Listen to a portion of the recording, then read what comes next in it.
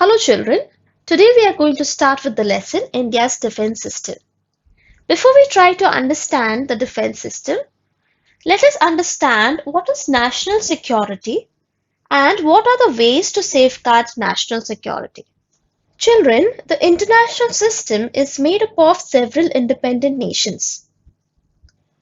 Many times disputes between nations arise. There are many reasons for this. Maybe disputes related to boundaries, water sharing, or not following the terms of some international treaties, constant competition against each other, the influx of refugees from neighboring countries. These can be some of the reasons why there may be disputes between certain nations. Whenever there is any dispute between nations, it is sought to be resolved by compromises and discussions, which means peaceful negotiations. But when such efforts are not enough, a nation may even think of war. When a nation attacks another, it challenges the sovereignty of the latter. It endangers the security of the nation which is being attacked. In any situation, a nation's first duty and responsibility is to keep the security system always well prepared and ready. This is called as national security. Now, what are the ways to safeguard national security? National security is closely connected with geography.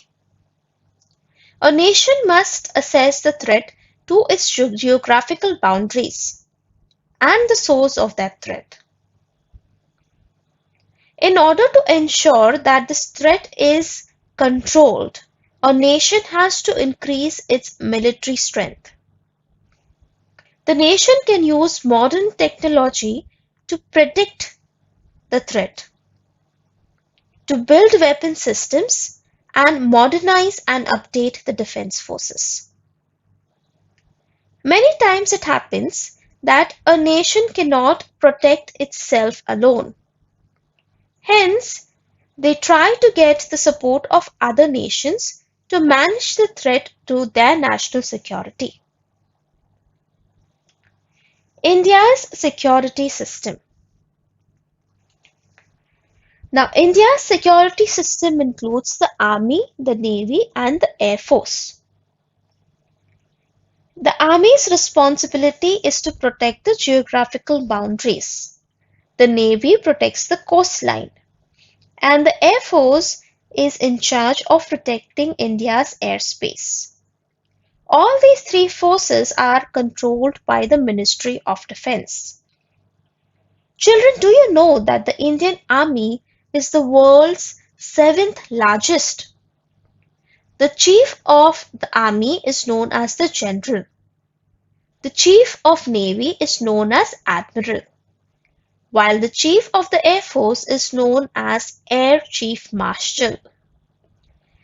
Now, all these three are appointed by the President, who is the Supreme Commander of the Defense Forces.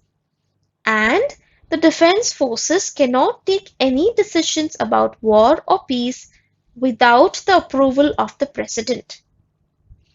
Now, the President represents the civil power. In a democracy, civil leadership is superior to military leadership.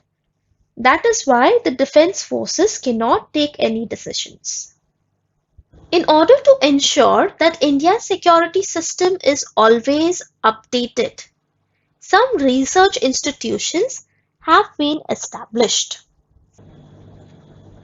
Many training institutes have also been set up to train the personnel of all ranks so that they can perform their task competently. Competently means so that they have the necessary ability, knowledge, and skill to perform the task or perform their roles.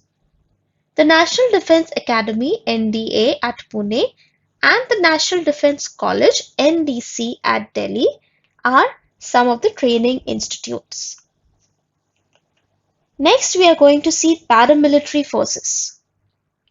Now, they are neither completely military or civil force. Their main task is to help the defense forces.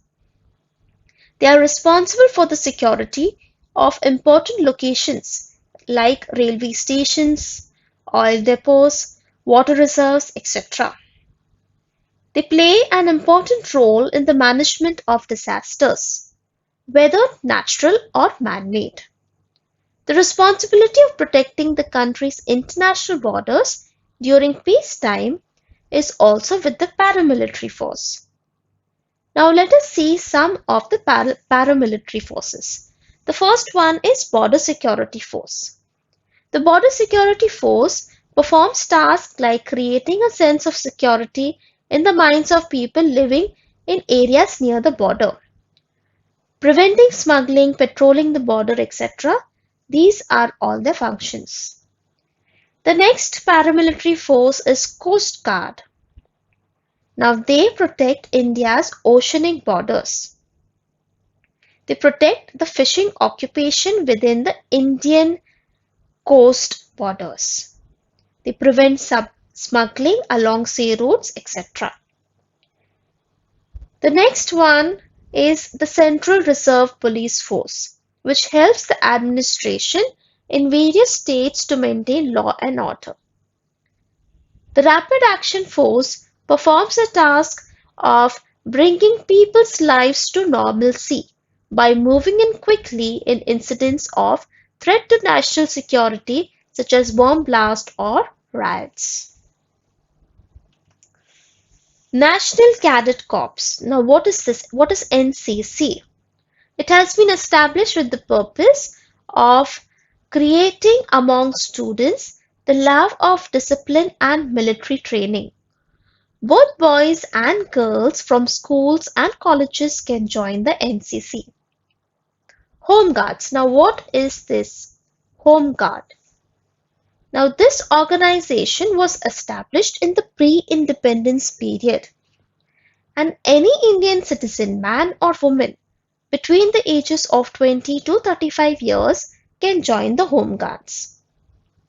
Now what are the tasks that they are responsible for? Maintain public security, supply of milk, water and other essential services during riots or strikes, to regulate traffic, to help people at the time of natural disasters like floods, earthquakes, etc. Challenges to India's security. The first one is Pakistan. Now there are several disputes or conflicts between India and Pakistan, like the Kashmir issue, river water sharing problem, problem of infiltrations, dispute over border, etc.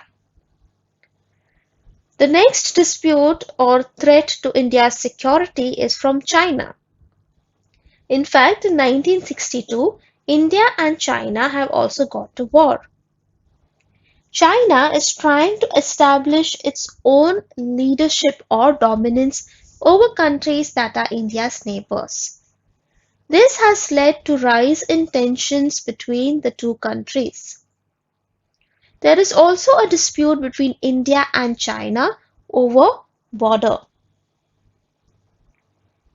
The next challenge to India's security is internal problems. Pakistan and China were both external factors, but there are certain internal factors also. Religion, regionalism, several rebellious movements based on ideology, race, ethnicity, and economic inequality are creating instability. For example, the Naxalite movement is a threat to India's internal security. The next challenge to India's security is terrorism. It is the biggest challenge and a global problem.